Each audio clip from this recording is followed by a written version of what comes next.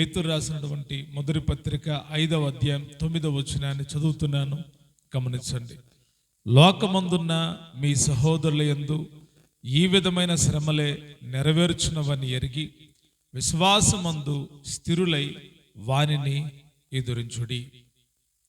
ఈ వాక్య భాగాన్ని అపోస్తులుడైనటువంటి పేతురు గారు రాయడం జరిగింది. దేవుని ఆత్మచేత నింపబడిన పేతురు ఈ పత్రికలో ఈ విషయాలను తెలియజేస్తూ ఉన్నాడు. మీరు విశ్వాసమందు స్థిరులై ఎదిరించండి అని చెబుతూ ఉన్నాడు. విశ్వాసములో స్థిరత్వం లేకుండా సాతాను మీద పోరాడానికి వెళ్తే అపజయం కలుగుతుంది. విశ్వాసమందు స్థిరులే కనుక మీరు సాతాన్ని ఎదిరించడం మొదలు పెడితే సాతానుపై విజయం కలుగుతుంది. ఆయుధాలు చాలా ఉన్నాయి. ఆయుధాలన్నీ ధరించుకొని వెళితే యుద్ధంలో జయం రాదు. కానీ విశ్వాసాన్ని కలిగి వెళితే నీ ఆయుధాలకు ఆ చేతి వేళ్లకు సమరము నేర్పి నీ యుద్ధములో విజయం ఇచ్చేవాడు దేవుడై ఉన్నాడు. ఇక్కడ పేతురు గారు అంటా ఉన్నాడు, మీరు విశ్వాసమందు స్థిరులై ఎదిరించండి. ఎవరిని ఎదిరించాలి అంటే 8వ వచనములో ఈ విధంగా రాయబడి ఉంది, నిబ్బరమైన బుద్ధి గలవారే మెలకువగా ఉండండి. మీ విరోధి అయిన అపవాది గర్జించు సింహం వలె ఎవరిని మింగుదునా అని వెదకుచూ తిరుగుచున్నాడు. సాతాన్ని ఎదిరించాలి. సాతాన్ని ఎదిరించడం అంటే మామూలు విషయం కాదు. మనుషులతో పోరాడినట్టు సాతానుతో మనం పోరాడలేం. సాతాను చాలా శక్తి లేకపోయినా వాడు మనల్ని భయపెడతాడు, వాడు మనల్ని కృంగదీస్తాడు. వాడి ఆలోచనలు భయంకరమైనటువంటి ఆలోచనలు. వాడు ఎలా తిరుగుతున్నాడని పేతురు గారు గమనించారంటే, గర్జించు సింహం వలె ఎవరిని మింగుదునా అని తిరుగుతున్నాడంట. గర్జించు సింహం వలె వాడు మింగడు, కానీ ఆ స్వభావాన్ని వ్యక్తం చేస్తాడు. గర్జించు సింహం వలె అంటే వాడు మింగనప్పుడు ఎందుకు అరుస్తూ ఉన్నాడంటే, మనం చూడండి చాలాసార్లు కొన్ని విషయాల్లో భయపడిపోతాం. ఎలాగ భయపడతామంటే, నెమ్మదిగా మాట్లాడే వాళ్ళతో అంత భయపడం, ఎవరైనా గట్టిగా మాట్లాడుతున్నారనుకో భయపడిపోతాం. సాతానుడికి తెలుసు మనల్ని ఎలా భయపెట్టాలో, ఎలా భ్రమ పెట్టాలో, ఎలా మోసగించాలో వాడికి బాగా తెలుసు. వాడు మాటల చేత మనల్ని మోసగిస్తాడు, వాడి కాండ్రింపుతో మనల్ని భయపడతాడు, వాడి ఆలోచనల ద్వారా మనకు కీడు చేయడానికి ఆలోచన చేసి మనల్ని కీడులోనికి తీసుకొని వెళ్తాడు. వాడి భయం మనకు కీడును కలుగు చేస్తుంది. అయితే మనం వాడిని ఎదిరించాలి. ఎలా ఎదిరించాలి? పౌలు గారు అంటాడు, మనం పోరాడునది శరీరులతో కాదు, ప్రస్తుత అంధకార సంబంధముకు లోకనాథులతోనూ ఆకాశ మండలమందున్న దురాత్మల సమూహముతోనూ మనం పోరాడుతున్నామంటాడు. ఇక్కడ పేతురు గారు అన్నాడు, మన విరోధి అయిన అపవాది అనగా సాతాను గర్జించు సింహం వలె ఎవరిని మింగుదునా అని తిరుగుతున్నాడంట. ఎవరిని మింగుతాడు వాడంటే, ఎవరు దేవుని కొరకు నిలబడతారో, ఎవరు దేవుని కొరకు సమర్పించుకుంటారో, ఎవరు దేవుని కొరకు ప్రతిష్ఠించుకుంటారో, ఎవరు దేవుని కొరకు జీవించాలనుకుంటారో, ఎవరు దేవుని కొరకు పరిశుద్ధంగా ఉంటారో వారిని సాతానుడు మింగడానికి తిరుగుతూ ఉన్నాడు. లోకములో ఉన్న వాళ్ళని వాడు తన వైపు ఆకర్షించుకున్నాడు. ఆల్రెడీ చాలా మంది వాడి ఆకర్షణకు లొంగిపోయి వాడి ఆకర్షణలో చిక్కుబడిపోయి ఉన్నారు. అయితే కొందరు ఏం చేయబడ్డారంటే, యేసుక్రీస్తు ప్రభువారిని అంగీకరించి యేసుక్రీస్తు ప్రభువారిని నమ్ముకొని యేసుక్రీస్తు ప్రభువారితో వారి జీవితం సమర్పించుకొని ఆయనతో నడవడానికే సమర్పించుకొని నడవడం మొదలుపెట్టారు. కనుక ఇప్పుడు వీటి టార్గెట్ అంతా ఏంటంటే, ఎవరు యేసు ప్రభువారి బిడలో వారిని మృంగాలనుకుంటున్నాడు. ఈ రోజుల్లో కూడా ఎవరికి శోధనలు ఎక్కువ కలుగుతున్నాయి, ఎవరికి నిందలు ఎక్కువ కలుగుతున్నాయి, ఎవరికి బాధలు ఎక్కువ కలుగుతున్నాయి, ఎవరికి అవమానాలు ఎక్కువ కలుగుతున్నాయి, ఎవరు బాగా కృంగిపోతున్నారు, ఎవరు బాగా బలహీనలు అవుతున్నారు అంటే, ఎవరు దేవునితో యథార్థంగా నడుస్తున్నారో, ఎవరు దేవునితో యథార్థంగా జీవిస్తూ ఉన్నారో వారికే శ్రమలు ఎక్కువ కలుగుతూ ఉన్నాయి. వారు బాగా నిందించబడుతూ ఉన్నారు. దేవునితో నడుస్తున్న వాళ్ళు అనగా యేసు ప్రభు వారితో నడుస్తున్న వాళ్లకు బహు భయంకరమైనటువంటి శ్రమలు కలుగుతూ ఉన్నాయి. ఎందుకు ఈ శ్రమలు అంటే, సాతానుడు మింగాలి అనుకున్నాడు. చాలా మంది ఆ శ్రమలు తాళలేక ఆత్మహత్యలు చేసుకుంటూ ఉన్నారు. ఆ శ్రమలు తాళలేక కృంగిపోతూ ఉన్నారు. ఆ శ్రమల్లో నిలబడలేక తొట్టిల్లిపోతున్నారు. ఆ శ్రమల్లోనే దేవుణ్ణి దూషించడం మొదలు పెడుతున్నారు. దేవుని సన్నిధిని విడిచిపెట్టి తిరుగుతున్నారు. భక్తుడైన దావీదు అంటాడు కీర్తనలో, శ్రమ కలుగక మునుపు నేను త్రోవ విడిచి తిని ఇప్పుడైతే సరిగ్గా నడుస్తున్నాను అంటాడు. దేవుడు మనల్ని శ్రమ పెట్టాలి అనుకోడు, సాతానుడు మనల్ని శ్రమలకు అప్పగిస్తాడు. అయితే దేవుడు ఆ శ్రమలన్నిటిలో నుంచి మనల్ని విడిపిస్తాడు. విరోధి అయినటువంటి సాతానుడంట గర్జించు సింహం వలె తిరుగుతున్నాడంట, ఎవరిని మింగుదామా అని. వాడి పని అంటే ఎవడు మంచిగా ఉంటే వాడిని పాడు చేయడం, ఎవరు మంచి త్రోవలో నడిస్తే వాడిని నాశనం చేయడం, ఇదే సాతానుడి యొక్క పని. కనుక మనమేం చేయాలి? దేవుని పిల్లలైన మనము వాడిని ఎదిరించాలి. ఏం చేయాలి? సాతాన్ని ఏం చేయాలి? ఎదిరించాలి. ఎలాగ ఎదిరించాలి అంటే, పేతురు గారు ఒక అనుభవాన్ని చెప్పాడు, పౌలు గారు ఒక అనుభవాన్ని చెప్పాడు, యాకోబు గారు ఒక అనుభవాన్ని చెప్పారు. ఒక్కొక్కరు ఒక్కొక్క అనుభవాలను ఆ సాతాన్ని ఎదిరించే విషయంలో తెలియజేశారు. అయితే ఈ సమయంలో మనం పేతురు గారు చెప్పినటువంటి ఈ శ్రేష్టమైన అనుభవాన్ని ధ్యానం చేద్దాం. అంటున్నాడు, లోకమందు మీ సహోదరుల యందు ఈ విధమైన శ్రమలే నెరవేర్చున్నాయి. సాతానుడు వారిని శోధిస్తూ ఉన్నాడు, వారు శ్రమ పడుతూ ఉన్నారు. అయితే మీరు ఈ సంగతి ఎరిగి విశ్వాసమందు స్థిరులై వానిని ఎదిరించండి.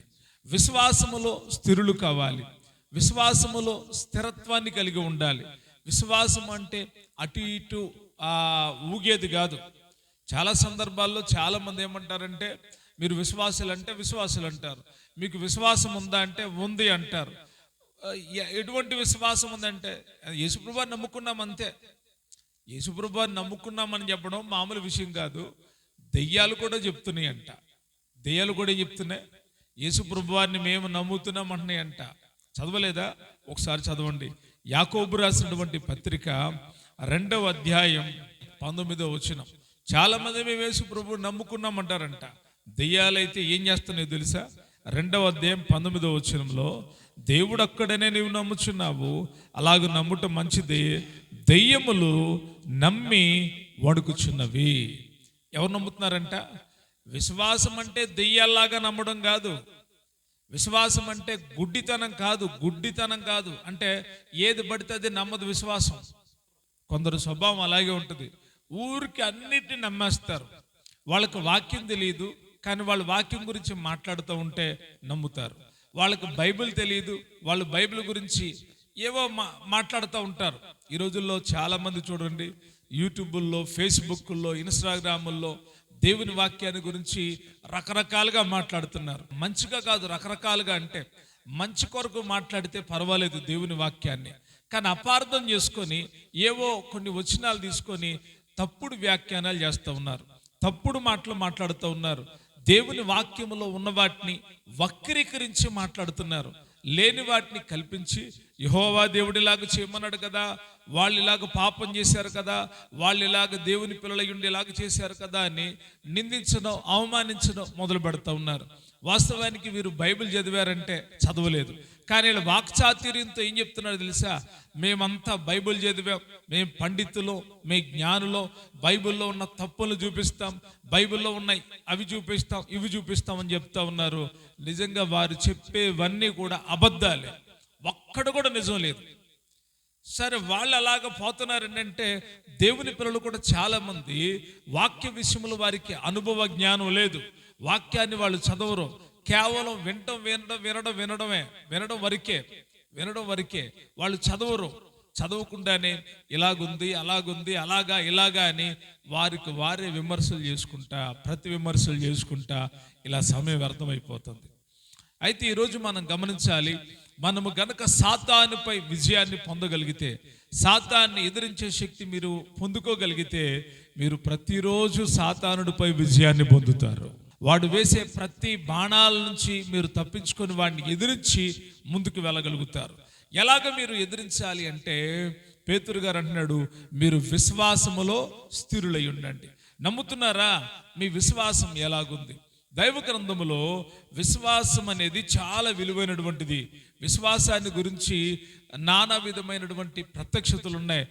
చదువుతూ ఉంటే విశ్వాసము ఉంది, అల్ప విశ్వాసం ఉంది, గొప్ప విశ్వాసం ఉంది, ఆవగింజంత విశ్వాసం ఉంది, నిష్కపటమైన విశ్వాసం ఉంది, అమూల్యమైన విశ్వాసం ఉంది, పరిపూర్ణమైన విశ్వాసం ఉంది. ఈ రీతిగా విశ్వాసపు యొక్క స్థాయి ఎలాగంటే పరిపూర్ణమైన విశ్వాసం. ఏ విశ్వాసం అంట? ఇంకా వారు ఎంత నమ్ముతారంటే వారి ప్రార్థనలు దేవుడు ఆలకించి వారు ప్రార్థించిన వెంటనే ఏ కార్యం ఆగదో, ప్రతి కార్యం జరిగిపోతూ ఉంటుంది. అది పరిపూర్ణమైన విశ్వాసానికి గుర్తు. అల్ప విశ్వాసం అంటే, ఒకసారి ఒక వ్యక్తి యేసు ప్రభువు వారి దగ్గర తన కుమారుడిని తీసుకొని వచ్చాడు. అయ్యా, నా కుమారుడు ఎక్కడ పడితే అక్కడ పడిపోతున్నాడు, వీడు తరచుగా అగ్నిలో పడిపోతున్నాడు, వీడు తరచుగా నీళ్ళలో పడిపోతున్నాడు. మీ శిష్యుల దగ్గరికి తీసుకెళ్ళాను కానీ వారు నా కుమారుడిని ఏం చేయలేకపోయారు, బాగు చేయలేకపోయారు అని చెప్పాడు.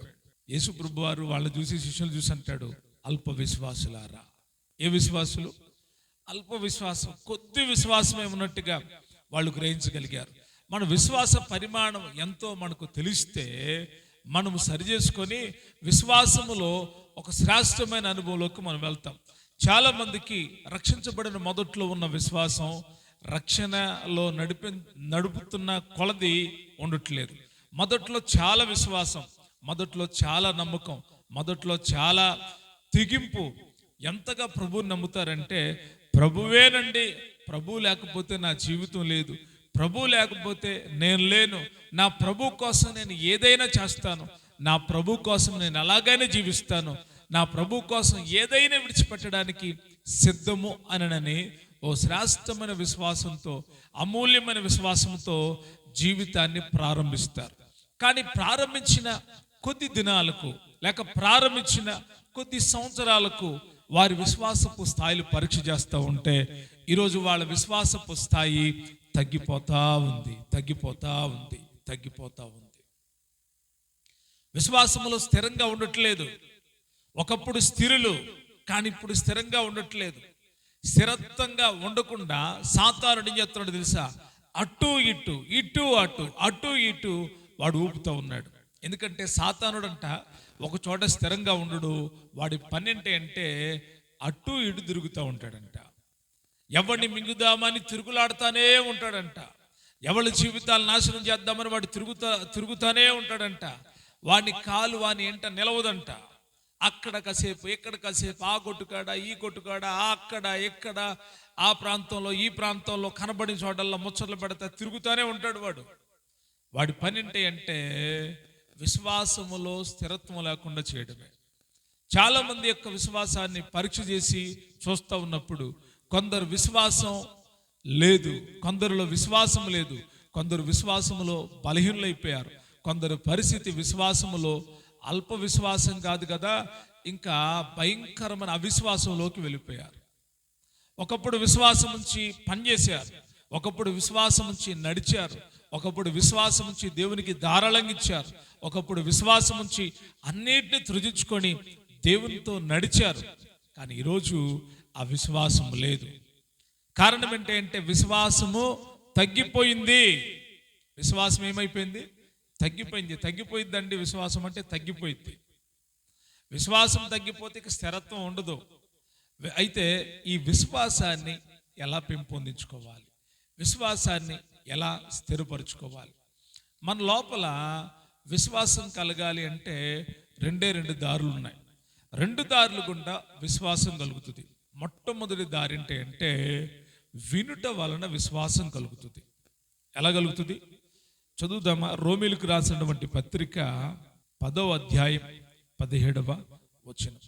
కాగా వినుట వలన విశ్వాసము కలుగును, వినుట క్రీస్తును గురించిన మాట వలన కలుగును. విశ్వాసం ఎలా కలుగుతుందంట ఒక వ్యక్తిలో? వినుట వలన. ఎవరి గురించి వినడం వలన? యేసుక్రీస్తు ప్రభువారి గురించి వినడం వలన విశ్వాసం కలుగుతుంది. మరి ఒక రీతిగా విశ్వాసం ఏ వ్యక్తిలో కలగదు. నేను ఆయన ఏదో చెప్పాడండి నమ్మేశానండి అంటే అది కాదు. నువ్వు యేసు ప్రభువారి గురించి తెలుసుకుంటే నీకు యేసు ప్రభువారి మీద విశ్వాసం వస్తుంది. అదే నిజమైన విశ్వాసం. చాలామంది ఏమనుకుంటారంటే మేము నమ్మాము అని అనుకుంటారు. అయితే మీరు నమ్మారు, మంచిదే.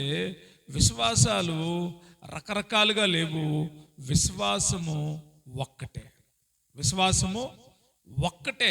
విశ్వాసము నానా రకాలుగా ఉండదు. చాలామంది అనుకుంటారు నానా విధములైన విశ్వాసం ఉందంటే, నానా విధములైన విశ్వాసం లేదు. పరలోకానికి వెళ్ళాలంటే ప్రభువు ఒక్కడే, విశ్వాసము ఒక్కటే. ఆ ఒక్కటయ్యున్న విశ్వాసాన్ని నీవు ఎంతగా విశ్వసించావో వాక్యం ద్వారా తెలుసుకోవచ్చు. మీ లోపల విశ్వాసం పెరగాలి అంటే ప్రార్థన చేస్తే విశ్వాసం పెరగదు. ప్రార్థన చేస్తే విశ్వాసం పెరగదు.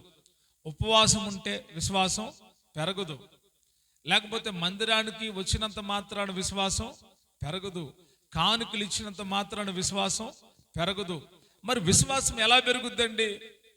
విశ్వాసం ఎలా పెరుగుద్ది అంటే, మీరు క్రీస్తు ప్రభువారి గురించి విన్నప్పుడు మీ లోపల విశ్వాసము అంతకంతకు పెరుగుతూ ఉంటుంది. ఎంతసేపు వినాలండి? ఎంతసేపు దేవుని వాక్యాన్ని వినాలి? ఎంతసేపు యేసు ప్రభువారి గురించి వినాలి? ఎంతసేపు అంటే, ఎంతసేపు వినాలంటే, దైవ గ్రంథంలో భక్తుడు ఇలాగంటాడు, యెహోవా ధర్మశాస్త్రమునందు ఆనందించుచు దివారాత్రములు దాన్ని ధ్యానించువాడు ధన్యుడు. అతడు నీటి కాలువల యార నాటబడిన వాడై ఆకువాడక తన కాలమందు ఫలము ఇచ్చు చెట్టు వలె ఉంటాడు. వాక్యాన్ని ఎప్పుడు వినొచ్చు, వాక్యాన్ని ఎప్పుడు చదవచ్చు, వాక్యాన్ని ఎప్పుడు ధ్యానించవచ్చు అంటే, దేవుని వాక్యం సమాధానం చెప్తుంది. రేయనక పగలనక, సమయమందు అసమయమందు నువ్వు వాక్యాన్ని వింటూ, నువ్వు వాక్యాన్ని ధ్యానిస్తూ, యేసు ప్రభువారి గురించిన సత్యాలు, వాక్యాన్ని గురించిన విషయాలు నువ్వు నేర్చుకుంటున్నప్పుడు నీ లోపల విశ్వాసము పెరుగుతూ ఉంటుంది. అంతేగాని నేను వినండి కేవలం ఆదివారమే వింటాను, కేవలం మరొకటి వింటాను, నువ్వు ఏది వింటావో దానిని బట్టి నీ విశ్వాసపు స్థాయి పెరుగుతుంది. ఒక క్రమ పద్ధతిలో పెరిగే వాళ్ళకి ఒక క్రమం వస్తుంది. అక్రమముగా నడుచుకునే వాళ్ళకి క్రమం రాదు. అర్థమవుతుందా?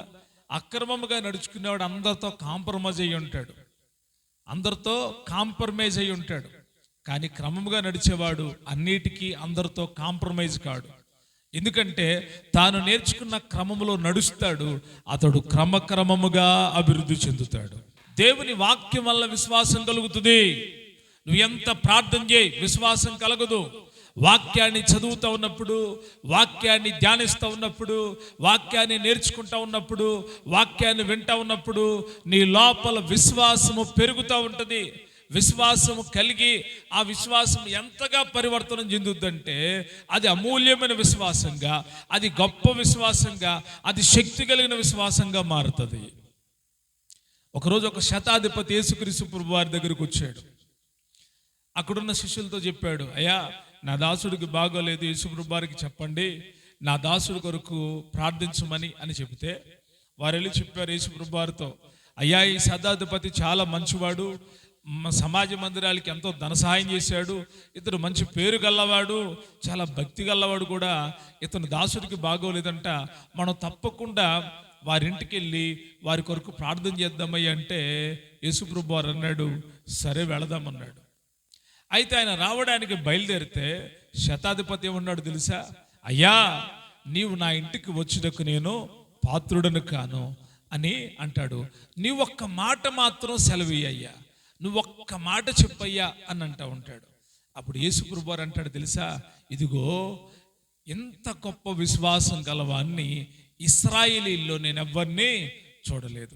ఎంత గొప్ప విశ్వాసము! వినడం చాలా మంది వింటారు, కానీ లోపల విశ్వాసం ఉండదు.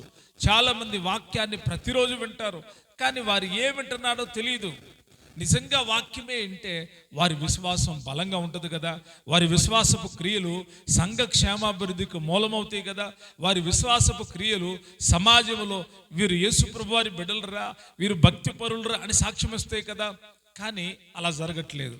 అంటే అర్థం ఏంటో తెలుసా? వారు వినట్లేదు. మరి ఏమంటున్నారు అంటే వాళ్ళకు అవసరమైనవే వింటున్నారు. చాలామంది వినేటప్పుడు విన్నట్టుగానే కూర్చుంటారు, అందరు విన్నట్టుగానే ఉంటారు, విన్నట్టుగానే ఉంటారు.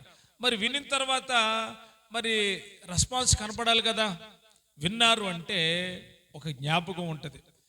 ఒక దైవజనుడు చెప్పాడంట, మీరు ప్రతి ఆదివారం 7 గంటలకల్లా ఆరాధనకు రండి, దేవుడు మిమ్మల్ని దీవిస్తాడు అని చెప్పాడంట.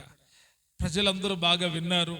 రేపు ఆదివారం ఎప్పుడు 10 గంటలకు జరిగే ఆరాధన ఉదయం 7 గంటలకు మార్చబడింది కాబట్టి 7 గంటలకల్లా వచ్చేయండి అని చెప్పాడు. రేపు ఆదివారం మీరు 7 గంటలకే కనబడాలి అని చెప్పాడు. అయితే 10 గంటలకు పెట్టినప్పుడు వాళ్ళు క్రమానికి రాలా, 7 గంటలకు పెట్టిన తర్వాత వాళ్ళు క్రమానికి రాలా.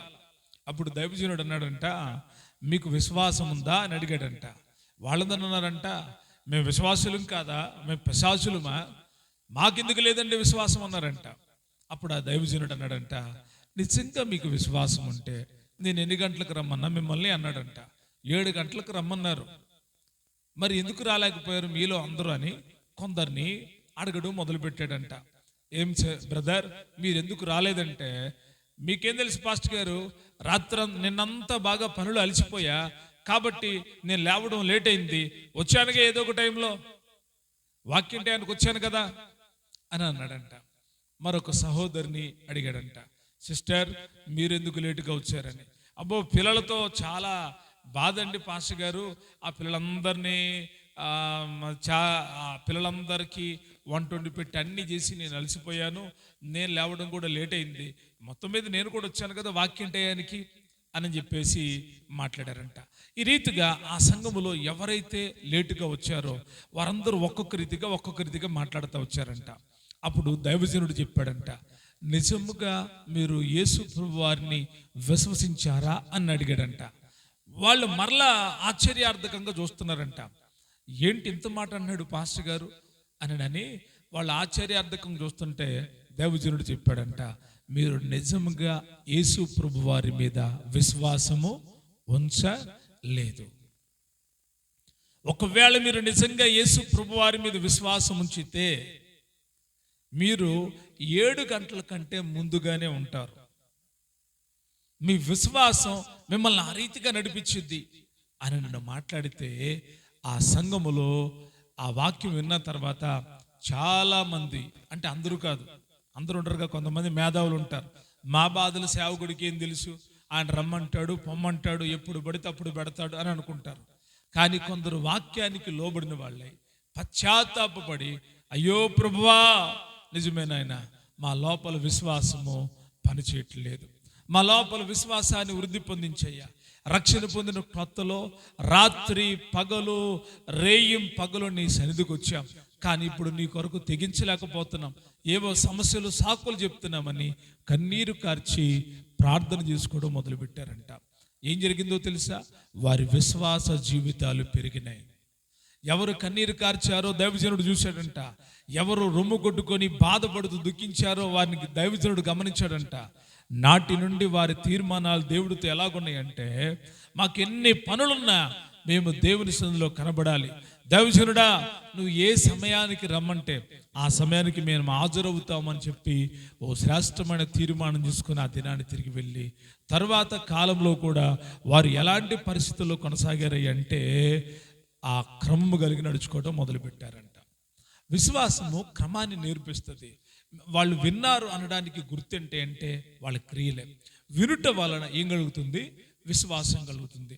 రెండవ వే ఏంటి అంటే పరిశుద్ధాత్మ వలన విశ్వాసం కలుగుతుంది. చదువుదామా, గలతీయులకు రాసినటువంటి పత్రిక 5వ అధ్యాయం 22వ వచనం.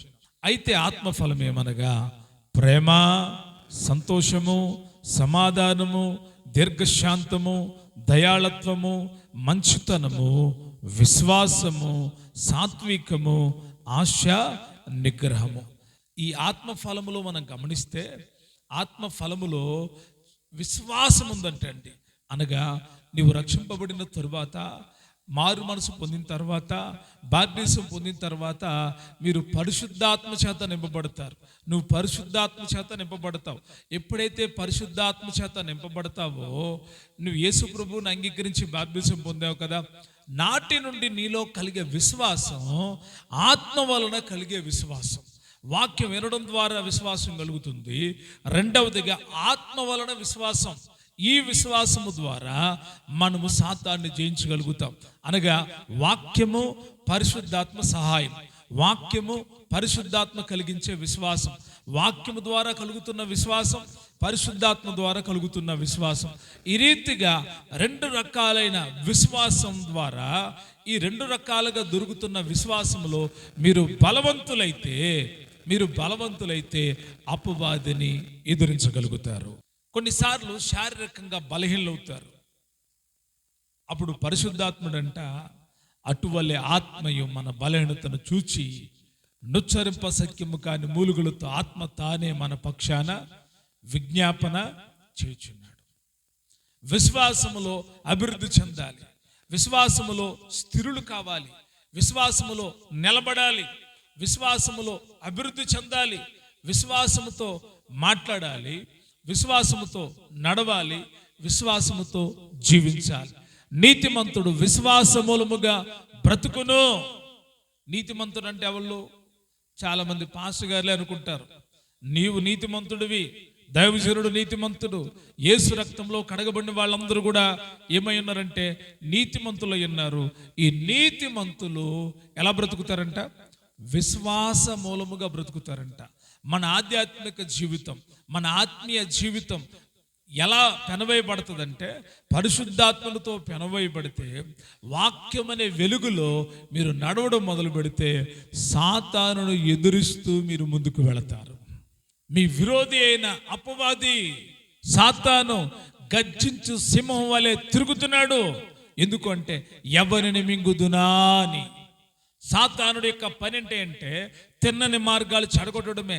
సాతాను యొక్క పని అంటే మంచి త్రోవలో వెళుతున్న వారి త్రోవలు తప్పించడమే.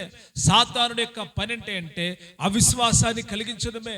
సాతానుడి యొక్క పని ఏంటంటే దేవుని సేవకుడికి విరోధంగా నడవమని, వ్యతిరేకించమని ప్రేరేపించడమే. ఇవన్నీ కూడా సాతాను సంబంధమైన క్రియలై ఉన్నాయి. వీటికి మీరు చిక్కుపడితే మీరు ఆత్మీయత నుండి వైదొలగిపోతారు. అయితే మీరు వీటిని ఎదిరిస్తే ఆత్మీయతలో ముందుగాను దేవుని శక్తి చేత నింపబడి పరిశుద్ధుల సహవాసములో నీతిమంతులుగాను దేవుని సమ్ముఖం ఎదుట నిలబడగలుగుతారు. కనుక మీ విశ్వాసాన్ని పరీక్షించుకోండి. మీ విశ్వాసం ఎలాగుంది? గుడ్డి విశ్వాసమా, అంధవిశ్వాసమా, పనికిరాని విశ్వాసమా, భయంతో కూడిన విశ్వాసమా? కొంతమంది నమ్ముతారు, అమ్మో నరకానికి వెళ్ళిపోతామని భయం అండి, అందుకే యేసుప్రభు కాదు. ఆయన భయపెట్టి ఆత్మలను రక్షించేవాడు కాదు. తన ప్రేమను చూయించి మనలను రక్షించుకున్నాడు. మనల్ని భయపెట్టి ఆయన రక్షించలేదండి. తన ప్రేమను మనకు చూపించి మన ఎడల వెల్లడి చేసి ఆయన పరిశుద్ధాత్మను మన హృదయాల్లో నింపి ఆయన మనలను ప్రేమించి మనల్ని రక్షించాడు. అయితే ఆయన మీద మన విశ్వాసం ఎలాగుంది? మన విశ్వాసపు పరిమాణంలో మనం ఎలాగున్నాం? విశ్వాసం ఉంది, అయితే ఆ విశ్వాసం ఎలాగా మనము పెంపొందించుకోవచ్చో తెలుసుకున్నాం. ఎలాగ పెంపొందించుకోవచ్చు? వినడం వలన విశ్వాసం ఏమవుతుంది? పెరుగుతుంది. ఎంతసేపు వినాలి? ఎంతసేపు? కొంతమంది వినడానికి ఇష్టపడరు, చదవడానికి ఇష్టపడరు, కానీ వాళ్ళకి అన్నీ కావాలి. కొంతమంది వింటారు, పనికి మాల్యన్నీ వింటారు, లోక వార్తలన్నీ వింటారు. ఎవడు పోయాడు అంటారు, ఎవడు చచ్చాడు అంటారు, ఎవడు కుటుంబం పాడైపోయింది అంటారు, ఎవడు నాశనం అయిపోయాడు అంటారు. కొంతమంది దగ్గర కొన్ని రకాలైన టాలెంట్లు ఉంటాయి, వాళ్ళు అయ్యినేసి వాటి గురించి మాట్లాడతారు. వాక్యాన్ని వినరు, వాక్యాన్ని వినడానికి సమయాన్ని ఇవ్వరు, వాక్యం కొరకు, వాక్య సహాయం కొరకు వేడుకోరు. తామే జ్ఞానులం అనుకుంటారు, తామే నీతిమంతులం అనుకుంటారు, తాముకు తామే పరిశుద్ధులమని నిర్ధారణ చేసేసుకుంటారు.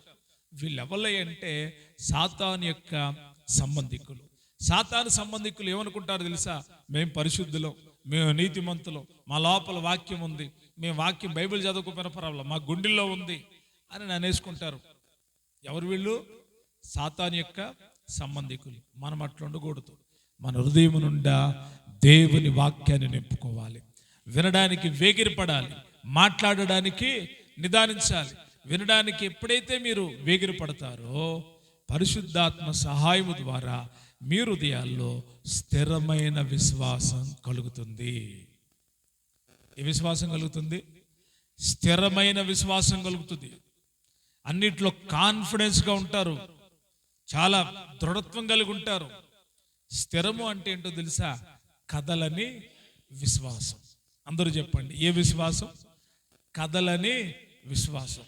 అప్పుడప్పుడు కొన్ని చెట్లు చూస్తూ ఉంటే భయంకరమైన గాలి వస్తూ ఉంటుంది. ఆ చెట్లు ఏమవో కదలో. కానీ కొన్ని చెట్లు ఉంటాయి, గాలి రాంగాలు ఏమైపోతాయి? ఇరిగిపోతాయి. స్థిరమైన విశ్వాసం అంటే ఏంటో తెలుసా? ఇక కదల్చబడరు. స్థిరంగా దేవునిలో ఒక ఉపదేశము విన్నారా? ఆ ఉపదేశములో స్థిరంగా ఉంటారు. ఒక విశ్వాసం కలిగిందా? ఆ విశ్వాసములో స్థిరంగా ఉంటారు. ఆ విశ్వాసములో బలహీనులు గారు స్థిరులై ఉంటారు. ఎవరు విశ్వాసమందు స్థిరులై ఉంటారో వారే ఎదిరించాలి. విశ్వాసములో స్థిరత్వం లేకుండా మీరు అపవాది జోలికి వెళ్తే వాడు ఏం చేస్తాడు తెలుసా? తిరిగి మిమ్మల్నే కొడతాడు. తిరిగి ఏం చేస్తాడు? మిమ్మల్నే కొడతాడు. ఒకరోజు ఒక యాజకుని యొక్క కుమారులు వెళ్ళి ఒక దెయ్యం పట్టిన వ్యక్తి దగ్గరికి వెళ్ళి ప్రార్థన చేస్తున్నారంట. ఆ దెయ్యం ఏం చేసిందో తెలుసా? వాళ్ళని కొట్టేసింది. వాళ్ళని ఏం చేసింది? వాళ్ళని ఎర్ర కొట్టుడు కొట్టేసింది. వాళ్ళ బట్టలు ఓడబీకేసింది. ఏంటిది? దెయ్యం. ఆ దెయ్యం చెప్పిందంట, రేయ్, పౌలు ఎవడో నాకు తెలుసు, క్రీస్తు ఎవడో నాకు తెలుసు, మీరెవళ్ళో నాకు తెలుసు, మీరు నా జోలికి రామాకండి చెప్పిందంట. విశ్వాసం లేనప్పుడు పరిస్థితి ఇలాగే ఉంటుంది. చాలాసార్లు విశ్వాసంలో ఉన్నాం అనుకుంటారు. వారి విశ్వాసం వేరు, వారి విశ్వాసం వేరు. చాలామంది విశ్వాసం కలిగిన వాళ్ళం అనుకొని తమ్ము తాము పొడుచుకొని అవిశ్వాసులు అయిపోతున్నారు. గుర్తుంచుకోవాలి, మీరు స్థిరమైన విశ్వాసం కలిగిన వాళ్ళైతే బలమైన యుద్ధం చేయగలుగుతారు. మీరు స్థిరమైన విశ్వాసం కలిగిన వాళ్ళైతే బలమైన కార్యాలు చేయగలుగుతారు. మీరు స్థిరమైన విశ్వాసం కలిగిన వాళ్ళైతే సాతాను యొక్క తంత్రాలను ఎదురిస్తారు. మీరు విశ్వాసములో స్థిరంగా నిలిచి ఉంటే మీ ఎదుట ఏ అడ్డుగోడలు నిలబడలేవు. మీరు విశ్వాసములో స్థిరంగా నిలబడితే దేవుడు మీ పక్షాన విజయం ఇస్తానే ఉంటాడు. అయితే ఆ స్థిరమైన విశ్వాసం కావాలి అంటే మీరు వినడం వల్ల పరిశుద్ధాత్మ సహాయం ద్వారా ఆ విశ్వాసము కలుగుతుంది. బలమైన విశ్వాసం లేదనుకోండి, మీరేమవుతారో తెలుసా? సాతానుడి దగ్గర దొరికిపోతారు. సాతానుడు మిమ్మల్ని పట్టేసుకుంటాడు. సాతానుడు ఏం చేస్తాడు? మిమ్మల్ని పట్టేసుకుంటాడు. మీరు ఎప్పుడైతే విశ్వాసములో తక్కువ అవుతూ ఉంటారో సాతానుడు మిమ్మల్ని లోకంలోకి తీసుకుని వెళ్ళిపోతాడు. మీరు స్థిరంగా లేరనుకో, మిమ్మల్ని ఏం చేస్తాడు? వాడు ఈడ్చుకొని వెళ్ళిపోతారంట. సైతానుడు ఏం చేస్తాడు? ఈడ్చుకొని వెళ్ళిపోతాడు. ఎందుకు ఈడ్చుకొని వెళ్ళిపోతాడు? మీరు స్థిరంగా లేరు విశ్వాసంలో. కాబట్టి ప్రార్థన జరుగుతుంటే మిమ్మల్ని ఎక్కడికి తీసుకెళ్తాడు తెలుసా? నిద్రలోకి తీసుకెళ్తాడు. ప్రార్థన సంఘం అంతా కలిసి ప్రార్థన చేస్తూ ఉంటే మిమ్మల్ని సినిమాలకు తీసుకెళ్తాడు, మిమ్మల్ని షికార్లకు తీసుకెళ్తాడు. ఏం వెళ్తావు అంత దూరం? పడుకో అంటాడు. షాపింగ్కి వెళ్దాం అంటాడు. ఇంకేమంటాడు చెప్పనా? ఇంకేమంటాడు సాతానుడు? వాడి ఇష్టం ఏదైనా అంటాడు. వాడు చివరికి ఏం చేస్తాడు తెలుసా? మిమ్మల్ని విశ్వాసంలో నుండి వైదొలిగించడానికి రకరకాలైన బోధలు చేస్తాడు. ఎందుకంటే మీరు స్థిరులుగా ఉండకూడదు. విశ్వాసంలో స్థిరులుగా ఉండకూడదు. అస్థిరులు నిలబడలేరు దేవుని యొక్క సన్నిధిలో. యెహోవా యందు నమ్మిక ఉంచువారు నిత్యము కదలని సియోను కొండలాగుంటారంట. ఎవరి విశ్వాసం స్థిరమైందై ఉంటుందో వాళ్ళు కదలని వాళ్ళగా ఉంటారు. మరి కొందరు విశ్వాసము కదిలించబడుతుంది. ఈరోజు వారు విశ్వాసంలో ఉండట్లేదు, అవిశ్వాసంలోకి వెళ్ళిపోతున్నారు. నమ్మట్లేదు, దైవజనుని నమ్మట్లా, దేవుని వాక్యాన్ని నమ్మట్లా, దేవుని సన్నిధిని నమ్మట్లా, అసలు దేవునే నమ్మట్లా. పేరుకు మాత్రం నమ్మామండి, దేవుడు అంటే మాకు ఇష్టం అండి. నమ్మకుండా ఇంత దూరం వచ్చామా? నమ్మకుండా నీ భక్తి చేస్తున్నావా? మాలో విశ్వాసం లేదా? దేవుడు వచ్చి మాట్లాడినా కూడా ఇదే మాట్లాడతారు. వారి విశ్వాసం అర్థమైపోతుంది. విశ్వాసం ఏమైపోతుంది? కానీ దేవుడు అలాగా కావాలని కోరుకుంటలేదు. దేవుడు తన సేవకుల ద్వారా హెచ్చరిస్తూ ఉన్నాడు, మీరు విశ్వాసములో స్థిరముగా ఉండాలి. ఎలాగుండాలి? కదిలిపోకూడదు. సాతానుడు వచ్చి కదిలిస్తాడు. వాడు నీ శరీరంలో రోగాన్ని పెడతాడు, తలకాయ పోటు తప్పిస్తాడు, భయపెడతాడు, కృంగదీస్తాడు.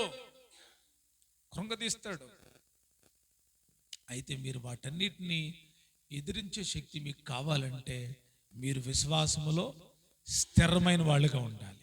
ఎలాగుండాలి? స్థిరమైన వాళ్ళుగా ఉండాలి. చిన్న చిన్న వాటికి దేవుని సన్నిధిని విడిచిపెట్టకూడదు. అదే పెద్ద శాపం అయిపోయింది, అదే పెద్ద రోగం అయిపోయింది. దేవుని యొక్క సన్నిధిలో ఎప్పుడైతే మీరు దేవుని వాక్యాన్ని నేర్చుకుంటారో, దేవుని వాక్యాన్ని వింటూ ఉంటారో, మీ విశ్వాసం ఏమవుతూ ఉంటుంది? అభివృద్ధి చెందుతూ ఉంటుంది. అది స్థిరముగా మార్చబడుతుంది. కొన్ని మొక్కలు పీకుతూ ఉన్నా, అది సన్నటి మొక్క, సన్నగా ఉంది, దాన్ని పీకుతుంటే చేతులు ఎప్పులు అవుతున్నాయి. దానికంటే లావువాటి మొక్క ఉంది, దాన్ని చాలా లావుగా ఉంది, ఇదేమో సన్నగా ఉంది, అదేమో చాలా లావుగా ఉంది. దాన్ని ఇలా పట్టుకొని ఒకసారి గుంజితే వచ్చేసింది. అది పచ్చిగానే ఉంది, ఇది పచ్చిగానే ఉంది. కానీ ఈ సన్నడది ఇది అంతే ఉంది, అది అంతే ఉంది. ఇంకా ఈ సన్నడదే చాలా ఎత్తుంది, ఆ లావాటిది చాలా కొంచెం తక్కువ ఉంది. దాన్ని పీకితే అది తొందరగా వచ్చేసింది. ఈ సన్నగా ఉన్న దాన్ని బీగుతుంటే రాట్ల. ఎందుకు అంటే దాని వేర్లు ఎక్కడికి వెళ్ళినాయి? లోపలికి వెళ్ళిపోయింది. మన విశ్వాసం యొక్క లోతు అంతగా ఉంటే సాతానుడు మనలను ఏమీ చేయలేడు. కనుక విశ్వాసం అందేమవ్వాలి? స్థిరులై ఉండాలి. విశ్వాసం తగ్గిపోకూడదు. విశ్వాసం తగ్గిపోతే ఏమైంది? భక్తి తగ్గిపోయింది. విశ్వాసం తగ్గిపోతే ఏమైంది? దేవుడితో సావాసం తగ్గిపోయింది. విశ్వాసం తగ్గిపోతే ఏమైంది? దేవుడితో మాట్లాడే అనుభవం తగ్గిపోయింది. విశ్వాసం తగ్గిపోతే ఏమైంది? రోగాలు వస్తాయి. విశ్వాసం తగ్గిపోతే ఏమైంది? అవిశ్వాసం వస్తుంది. విశ్వాసం తగ్గిపోతే ఏమైంది? అని అంటావు. కనుక మన విశ్వాసాన్ని పరీక్షించుకొని ఈ దినాన విశ్వాసపు అభివృద్ధి కొరకు ప్రార్థన చేయుదురుగాక. ప్రార్థన చేయాలి. ప్రభా, మాలో విశ్వాసాన్ని వృద్ధిపరచు. ఎలా వృద్ధిపరుస్తాడంటే ప్రార్థన ఒకటి సరిపోదు. ఆయన సన్నిధానాన్ని సమీపించి ఆయన వాక్యాన్ని నేర్చుకుంటూ ఉండగా మీ విశ్వాసము అభివృద్ధి చెందుతుంది. అందుకే ఈ 40 దినాల ఉపవాస ప్రార్థనలు, అందుకే ఈ 40 దినాల ప్రార్థనలు ఎందుకు అంటే మీ లోపల విశ్వాసము ఏమవ్వాలి? ఇంక్రీజ్ అవ్వాలి.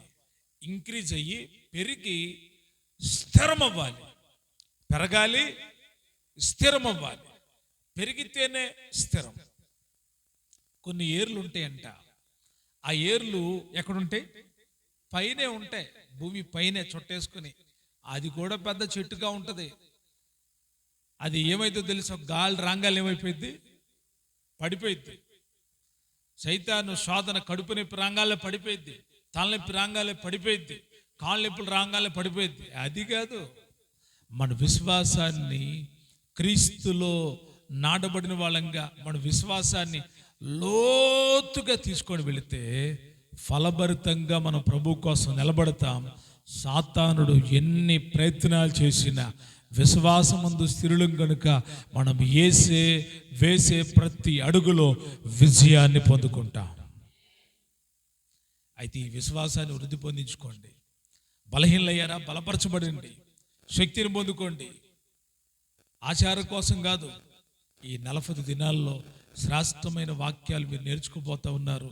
ఈ నేర్చుకున్న వాక్యాలను మీ గుండెలో భద్రం చేసుకొని విశ్వాసమందు స్థిరులై అపవాది మీద విజయాలు పొందుకుందురుగాక. మీ విశ్వాసము బలపరచబడ్డానికి అనుదిన వాక్యాన్ని వినండి. వాక్యాన్ని, దైవజనుడు చెప్పిన వాక్యాన్ని వినండి. దేవుని వాక్యాన్ని వినండి. దేవుని సన్నిధిని సమీపించి వినండి. కనుక అపవాదిని ఎదిరించే వాళ్ళు ఎలాగ ఎదిరించాలి? విశ్వాసమందు స్థిరులై ఎదిరించాలి. దేవుని వాక్యాన్ని నేర్చుకోండి. సాతాన్ని ఎదిరించండి. అపవాది తంత్రాలను ఎదిరించండి. దేవుని శక్తిని అనుభవించండి. ప్రభు రాజ్యం కొరకు సిద్ధపరచబడండి. ఆ రీతిగా ప్రభు మిమ్మల్ని అందరినీ నడిపించునుగాక. ఆమేన్.